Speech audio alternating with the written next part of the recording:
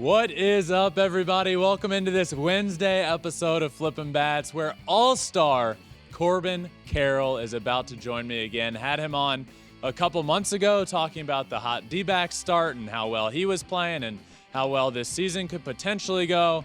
Well, it's no longer a hot start for Corbin Carroll or the Arizona Diamondbacks. They are a very good team that has been playing great baseball all year long, and so is he. To be from Seattle in his rookie year, to go back to Seattle for the All-Star Game is something I can't wait to talk to him all about. I needed to have him on post All-Star Game because when he was on earlier, we spoke about how cool it was going to be when he was going to play back in Seattle. And we didn't know when that would be. He said the Mariners go to them this year, so maybe next year he'd play there. Well, here we are in the end of July, and the first time he got to play in that stadium was as a Major League Baseball All-Star and a starter at that. So talking to him about his experience there, everybody he talked to, all the legends he met, the red carpet, the derby, the All-Star Game, some of the moments when he was mic'd up, and some of the moments off the field that he got to do because he was back home. This is going to be a blast of a conversation, and I'm pumped to get him back on. So without further ado, let's welcome in now All-Star for the Arizona Diamondbacks, Corbin Carroll.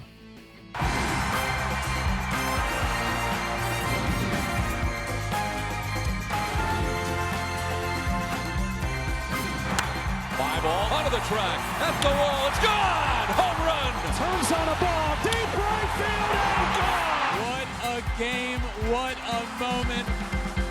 All right, I am pumped to be joined again by Corbin Carroll, post All-Star Game. We got a lot to catch up on, Corbin. We had you on a couple months ago, but now, I mean, this season has gone awesome. You're an All-Star. So first off, thank you for joining me.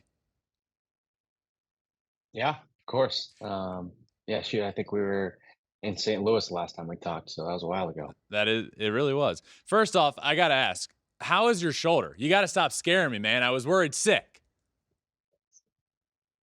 Yeah, it's good.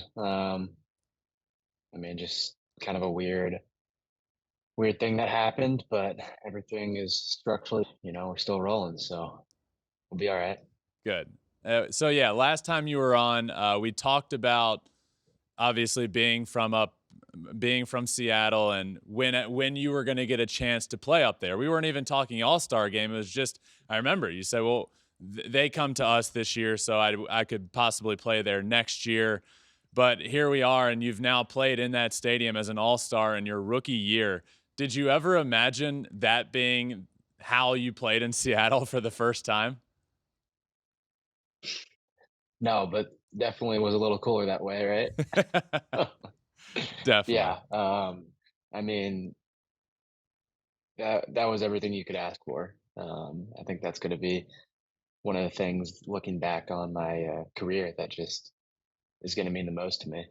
What was the moment like when you found out that you were officially an All-Star? You see some of the videos of managers doing it in front of the team or calling guys in. Like, how did you find out that you were going to be a starter in the All-Star Game? So we played a game, and we're about to get on the road, and just stuck around for the selection show. Yeah. And really really cool. Just that everyone hung around and congratulated me. And yeah, that was pretty special.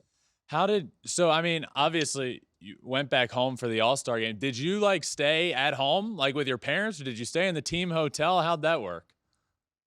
Yeah, I was in the hotel.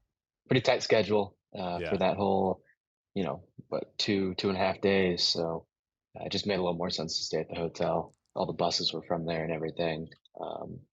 But got to go home and spend one night at home after that. That's great. I now like to consider myself a Seattle expert. I visited the Space Needle. I'm rocking the shirt. That's how you know I'm a Seattle expert now. And went to the fish market, which we spent that day with Joel McHale, Seattle legend, who said that locals do not go to the fish market. It's a very touristy thing to do. But, we did it nonetheless. Have you, growing up around the area, have you been to the Space Needle? Yeah. I once or twice. Yeah, I figured it's not not too often. But Have you ever caught Yeah, fish at the fish market? I have not. But the Space Needle, I heard there's a whole new like glass floor. I don't think I've seen that yet, Yeah. so I want to check that out.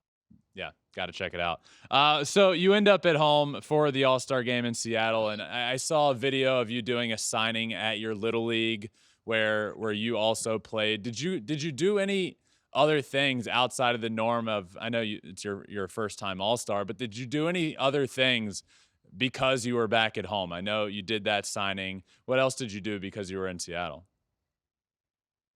Yeah, I did a little something with T-Mobile where I got to go out and meet some fans, and I really enjoyed that as well. The little league signing. Yeah, Um, was kind of just I was like, if I was in little league, I would think that this would be cool. So yeah. you know, wanted to go out there and do that.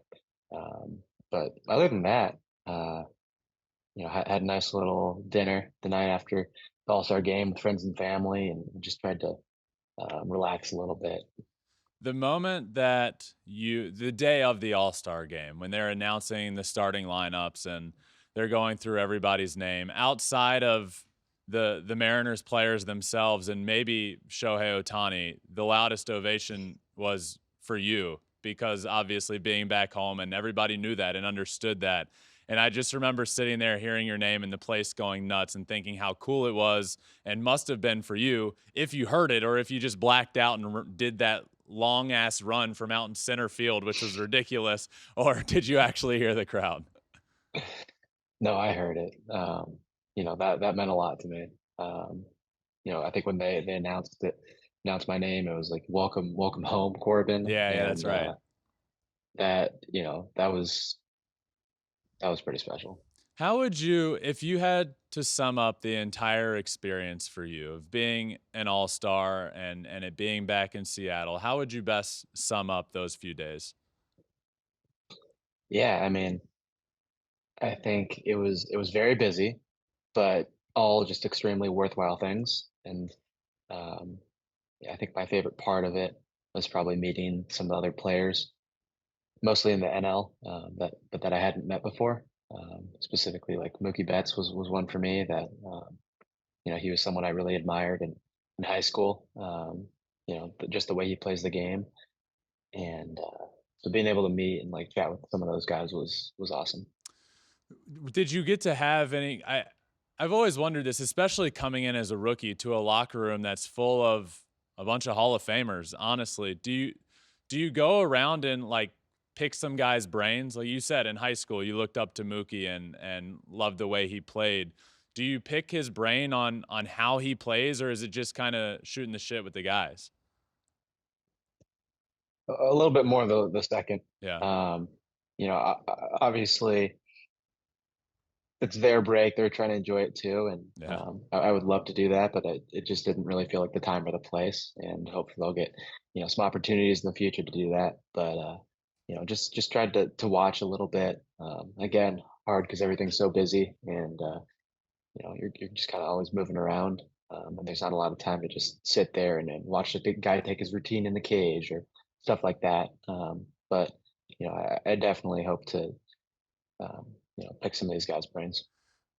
It's always interesting to me, especially when you go back home for a series. I've always like when early in his career when Justin would come back and play in Baltimore when our whole family is in Virginia, or still to this day, getting enough tickets for a regular season game can be ridiculous and a tedious process. But you go back home for the All-Star game. How many family and friends tickets were you trying to scrounge up for everybody? Yeah, I think I had the third most. You can't be the rookie and have the most tickets. That's ridiculous. So, but I think there was a couple guys that they're saying I have the third most. But yeah, I mean, just some old friends, some family, old coaches, and then I had some people reach out to me as well that they got their own tickets. So it was cool to see. Do we know who had the most? Was it Julio? I I think Acuna was up there on that list. What? It was either Acuna or Vladdy. one of those two just had brought their whole, just everyone they knew, I guess.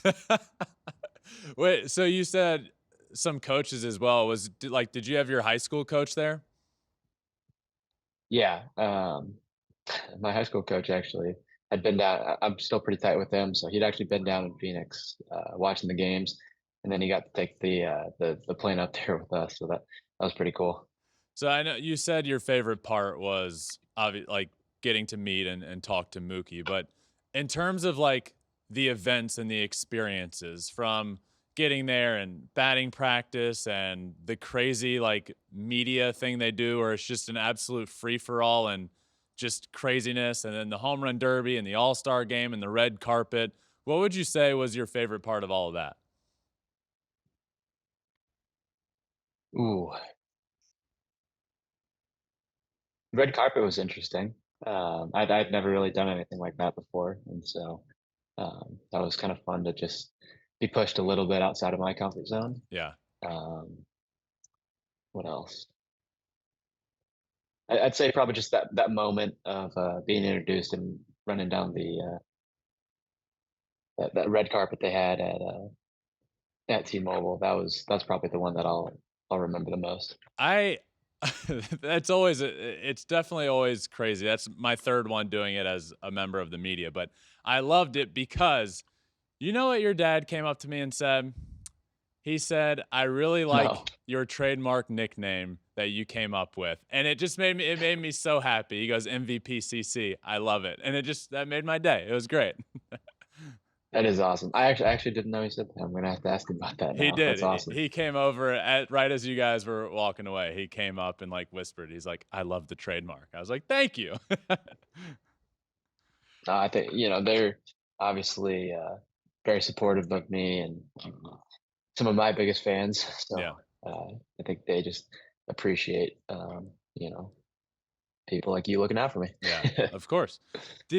So growing up in the area, I know huge Ichiro fan. I can only imagine a huge King Griffey Jr. fan. I actually didn't see Ichiro there all week, which now that I think about it, that kind of feels weird that I didn't see him at all. Was he there at all? I don't know. That feels weird. I don't think he Yeah, was a part of All-Star Week. I guess I'm sure there's a reason for it, but Griffey yeah. was there. Did you get to meet Griffey, or have you ever met King Griffey Jr. before? No, I have not. In the Futures game, he was in the dugout, like maybe 5 feet away from me, and I couldn't say anything. Well, he was 5 um, feet away from you and you couldn't say anything. yeah, I was just like, oh my god. But yeah, yeah. I mean, I didn't really get to see him play much, but obviously, going to the stadium, there'd be tons of Griffey jerseys still, and just seems like the impact he left on the city has continued even to this day. Obviously, he's still around a good bit, and so yeah, was a big fan. The YouTube highlights, the whole deal growing up, but have not actually talked to him. I will say, there was one night that up there at the All-Star game that he was like right next to us. I was there with my co-host Alex Curry, and he was right next to us, and I was like, I'm not bothering him. I'm not going to say anything. I don't want to be that guy. And she was just like, I'll do it. And she went over and like said something to him, and he was so pumped. We talked to him for like 20 minutes, Oh, that's and awesome. he asked. The coolest thing for me is we were talking about him facing my brother at one point. So naturally, I used that time to pull out the video of me hitting a homer of my brother. And his response was, "Oh, I've seen this video. This is awesome." And that made my day. So hopefully next time you can just go up to him, because I didn't want to, but it turned into a great conversation. All right. You convinced me. I will. Did you have any conversations? I've had quite a few like Hall of Famers and legends on this show, and Smoltz and Ripken, and a lot of them go back to their first All-Star game and say that they remember certain conversations they had, or something that they'll remember forever. Was there a conversation you had with any players or any Hall of Famers or legends up there that you were like, that was really cool and I'll remember that forever? Hmm.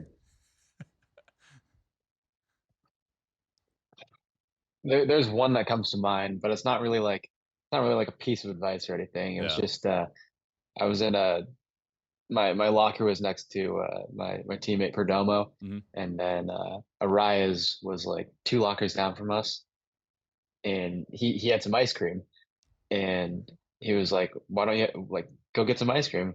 And Perdomo, my teammate, was like, "No, he doesn't do that." Like, um, and Arraez's response was just so funny to me. He was like, What's the point of working hard if you don't enjoy yourself?" And I love that. I think I'll remember that one. So speaking of Arraez, so you were mic'd up during the game, and I thought Joe Davis did you absolutely dirty. He was talking to you out in center field, and for those that don't know the story, he was mic'd up, and somehow they found out that your lock screen is or was you and Ichiro, and he starts telling a story and setting it up to be this really there it is, you and Ichiro. So it still is. And he's setting it up to be this heartfelt story of, Ichiro went on record saying that his favorite hitter is, and then went Luis Arraez after like this long game show type pause, like he was setting it up to be you. Did you think he was about to tell you that Ichiro's favorite hitter he said was you? Well, because I'd heard that like I don't remember where exactly he said that or but I'd kind of after the game was over, I was like, yeah, I've heard that before that Ichiro said that. I don't remember where, but I was just more confused because Yeah, there was no so was I. question there. Like he just kind of said it, and I just didn't. I was like, yeah, okay, like yeah. So I just tried to play it off, but I don't know. I was just confused that there was no question. I was also confused by it, but you did say afterwards, you were like, "Yeah, me too." Is that true? Is Arise one of your Yeah, favorite hitters? yeah. I mean, we played them earlier in the year, and I think it's so fun to watch what he's doing. So when it came to him, I I try not to get super into hitting with a ton of guys because I could, and then the conversation will last hours because it's so interesting to me. But with him, I felt like I had to because the way he goes about his hitting is so different than everybody else. There's not a ton of power, and Right. if you look at the advanced analytics, it obviously doesn't jump off the page at you, but then you see the guys hitting 400, and it's like, well, this guy clearly is doing something that most people aren't doing. So to hear him talk about hitting and to just say like, guys will be playing me here, so I just hit it there, or if guys are playing me there, I just hit it right there. And it's so interesting to hear somebody talk baseball like that because I just feel like that doesn't happen anymore. You don't have guys like hitting to certain situations or playing to the defenders or if I were to try and hit, you can try and have the mindset of hit the ball up the middle, hard ground ball up the middle, but how often does it work out like that? And for him to hear it from Luis Arraez say like, yeah, I just try and do this, this, and this, and then to watch him play and he actually does this, this, and this exactly how he's wanting to, man, it's incredible to watch. Yeah, I completely agree with that. And obviously he's not the guy hitting the ball the hardest out of everyone, but you look at the expected numbers, the expected batting average, the the line drive percentage, like the swing and miss, like it's just it all lines up. He's an incredible contact hitter. I think I might have seen saw a stat the other day that he was hitting like three something on balls outside of the strike zone. So like when he does chase, it's still a line drive, and it's just it is different from a lot of what you see today and what's kind of a lot of players choose to prioritize. I think, but to see him kind of go in the opposite direction and choose to just work to his strengths and not kind of get just caught up in what everyone else is doing. I think that's special. I don't know if you had a chance to talk to him much outside of the ice cream conversation, but he's like the nicest guy in the world. He's awesome. I got back on my phone and was looking through my pictures, and he like snuck a selfie on my phone. That's Yeah, incredible. he is a really nice guy. I've enjoyed the few interactions I've had with him. yeah, I'm sure he'd be a very fun teammate to have. So you were also mic'd up during your first at bat, which I was watching and listening and couldn't like it was crazy. I can't imagine walking up to the plate with a direct line into the pitcher's ear and vice versa. Was that a weird experience? Yeah, it was. I mean, it's just a lot going on, right? You've got the pitch clock. You're trying to think through your game plan a little bit, and then obviously you're trying to talk, not just be mute on this mic'd up part of the part of the game. And but I really enjoyed it. I was glad I did it. Another thing that was a little outside of my comfort zone, but just I think that's kind of a memorable thing to look back on. Yeah. I mean, you had pitch clock, you have Nate in your ear, you have Smoltz and Joe Davis up in your ear, and you're trying to hit like 100 and a banger of a curveball on the outside corner just off the first pitch, all happening at once. It was crazy. And then I was thinking about it back of I don't know how I could hitting's hard enough. Trying to hit 100 miles an hour is hard enough. And it was really cool to see. Did you try and tell yourself going up for that week that there's going to be a lot of unknown and just to immerse yourself in the experiences and step outside of your comfort zone for the few days? Yes. My number one goal was to have fun. Yeah. As corny as it sounds, but I think that with a game like that, to me, I wanted to treat it. I didn't want to treat it like a regular game for me or like a Yeah. regular season because I knew that I would be just disappointed with what I got out of the experience if I did that, um, and just because I'm a little bit more uh, reserved and focused, and just a little bit more locked in. Um, and so I just wanted to make sure that I wouldn't regret. Yeah. Everyone talks about the first All-Star game is it goes really fast if you let it, Mhm. and so I just wanted to approach it in a way in which I felt like I got the most out of it, and I definitely feel like I did. Nice. One of the things I also heard you say, you were talking, I think it was Smoltz that asked you about your reads in the outfield and playing all the different positions. And you've played left, obviously, a ton, but center and right, you've played all over the place. And you said that your favorite is left field. And I was wondering why. I didn't play near as much center field as you because you're 10 times faster than I was, but I played a ton of right field, a ton of left field, and a little bit of center field. What makes left field to you your favorite? Yeah, I like. So I didn't really play in the corners at all growing up, and it pretty much was just in pro. Like I think my freshman year, I played right field in high school, and then but in terms of pro ball, it took like pretty much 4 years to play some corner. And once I got there, I enjoyed the spin, the it's not in center field. It's more just all right, like you try and get a good read, Yeah, and then just the speed will right. either Run and get go you get there or it. not. But yeah, but in the corners, I like the element of there's some funny twists and turns, some balls will come back. I just it's fun.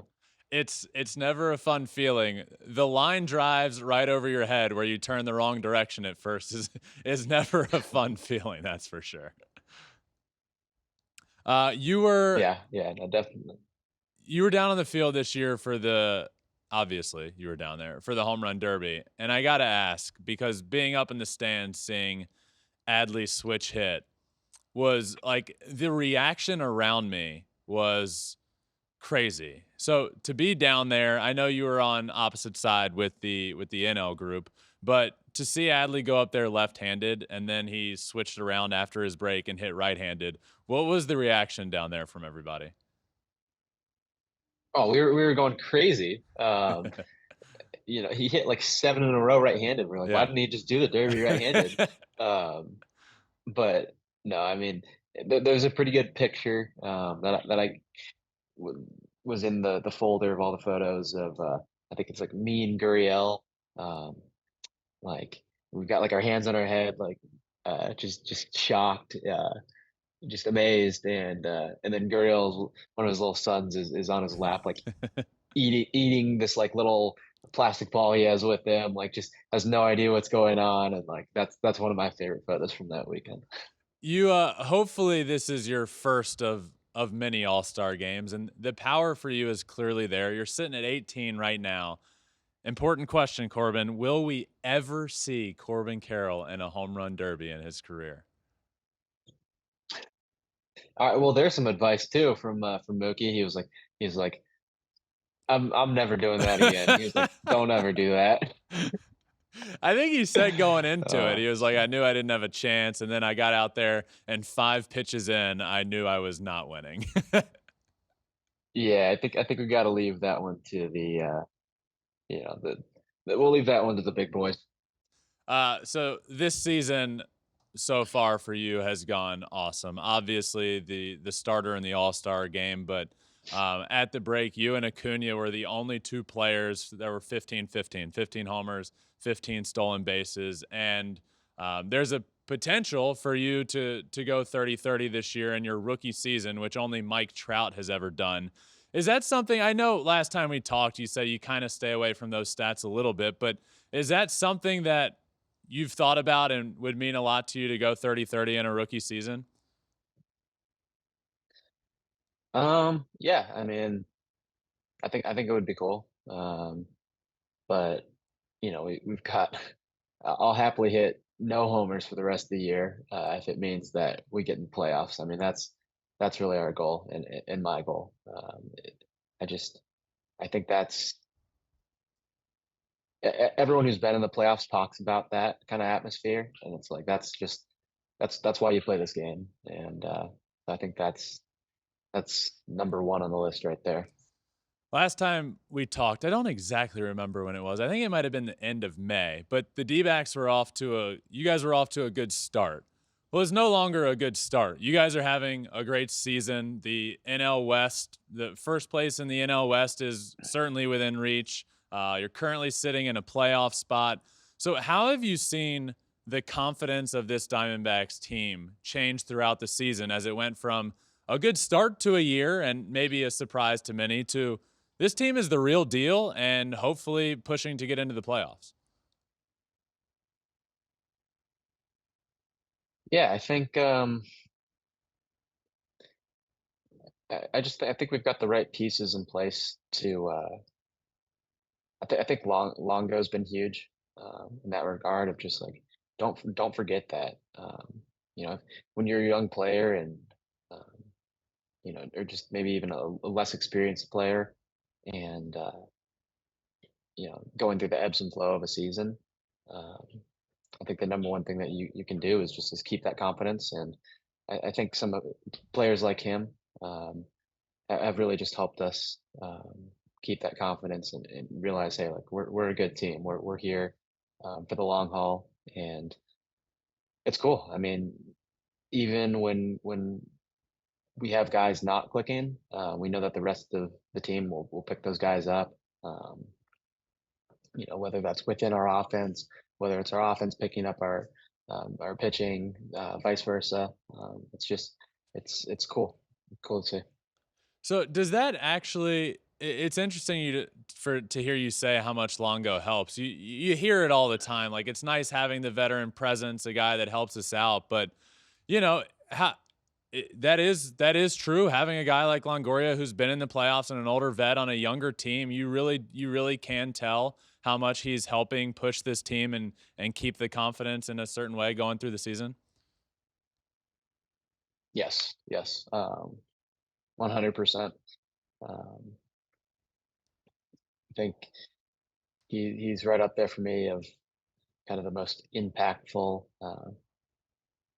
players I've been around. Just watching the way he goes about his business, the wisdom and knowledge that he shares with us, and just I feel very lucky to have spent so far this year with him, and hopefully he's back again next year. I know you have no say here and you have no idea, but are we looking at the D-backs being buyers at the trade deadline? Is that what the hope is around the locker room? Yeah, I mean, I guess we'll see. Yeah, I guess we'll see. You guys last night, by the way, before I let you go, you're in Atlanta currently, and last night you guys played one of the wildest games of Major League Baseball season this year. I think the final was 16-13. You look up in the second inning, and I think it was 5-5 in the top of the second with one out. I mean, how crazy was that game last night? It was ridiculous. I played in the Texas League last year Mhm. in Double A, and so that I felt a little bit prepared for it from that. There was definitely some barn burners there, but I think just with like a game like that, it feels a lot. It feels worse coming out on the losing side than it feels good coming out on the winning side, and so I think we come out of the game just like thank goodness that we got the win. You know, get some good momentum. Kind of stopped a little skid that we've been going through.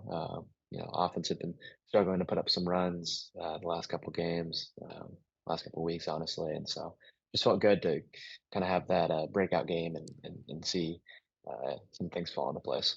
It's so cool hearing you say last year you were in Double A in the Texas League. Have you yet had a chance to just step back and I know you're in the middle of a season, but just think about how cool it is that last year you're playing in Double A and now you're in the big league All-Star game and we're talking about a 16-13 game in Atlanta last night. Like the last year, 365 days of your life has been truly a whirlwind, I can only imagine. Have you had a time to step back and think about that?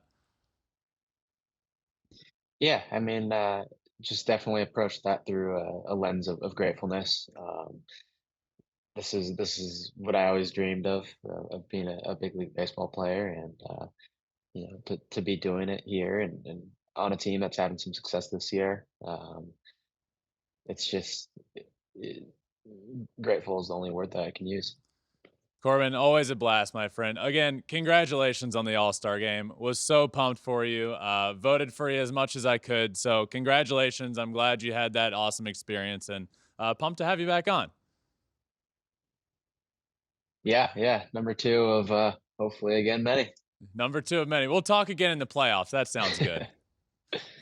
There we go. I All love right. it. All right, buddy. Good luck the rest of the way. I appreciate it. All right. Thanks again to Corbin Carroll for joining me. A blast of a conversation as it was earlier this year. So thanks to him.